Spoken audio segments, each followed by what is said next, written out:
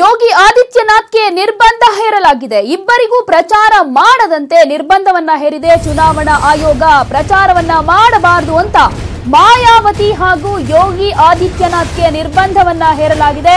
ಇಬ್ಬರಿಗೂ ಪ್ರಚಾರ ಮಾಡಬಾರದು ಅಂತ ಚುನಾವಣಾ ಆಯೋಗ ನಿರ್ಬಂಧವನ್ನ ಜಾರಿ ಮಾಡಿದೆ. ಯೋಗಿ ಆದಿತ್ಯನಾಥ್ಗೆ ನಿರ್ಬಂಧವನ್ನ ಹೇರಿದೆ ಚುನಾವಣಾ ಆಯೋಗ. 72 ಗಂಟೆಗಳ ಕಾಲ ಪ್ರಚಾರ ಮಾಡಬಾರದು ಅನ್ನುವಂತ ನಿರ್ಬಂಧವನ್ನ ಹೇರಿದೆ ಚುನಾವಣಾ ಆಯೋಗ.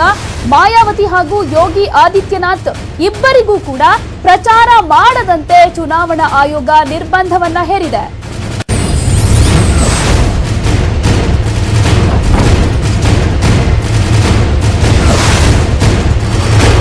ಯೋಗಿ ಆದಿತ್ಯನಾಥ್ಗೆ ಚುನಾವಣಾ ಆಯೋಗ ನಿರ್ಬಂಧವನ್ನ ಹೇರಿದೆ. 72 ಗಂಟೆಗಳ ಕಾಲ ಪ್ರಚಾರ ಮಾಡದಂತೆ ಯೋಗಿ ಆದಿತ್ಯನಾಥ್ಗೆ ನಿರ್ಬಂಧವನ್ನ ಹೇರಿದೆ.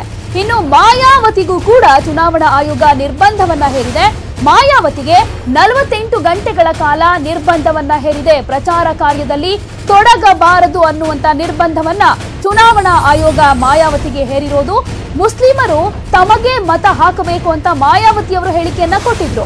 ಇನ್ನು ಅಲಿ ಬಜರಂಗ ಬಲಿ ಕುರಿತ ಹೇಳಿಕೆಯನ್ನ ಯೋಗಿ ಆದಿತ್ಯನಾಥ್ ಅವರು ನೀಡಿದ್ರು. ಈ ಕುರಿತಂತೆ ಉತ್ತರ ಪ್ರದೇಶದ ಸಿಎಂ ಯೋಗಿ ಆದಿತ್ಯನಾಥ್ಗೆ 72 ಗಂಟೆಗಳ ಕಾಲ ಪ್ರಚಾರವನ್ನ ಮಾಡಬಾರದು, ಅದರ ಜೊತೆಗೆ ಮಾಯಾವತಿಗೂ ಕೂಡ ನಿರ್ಬಂಧವನ್ನ ಹೇರಿದೆ ಚುನಾವಣಾ ಆಯೋಗ, ಪ್ರಚಾರ ಮಾಡಬಾರದು ಅಂತ.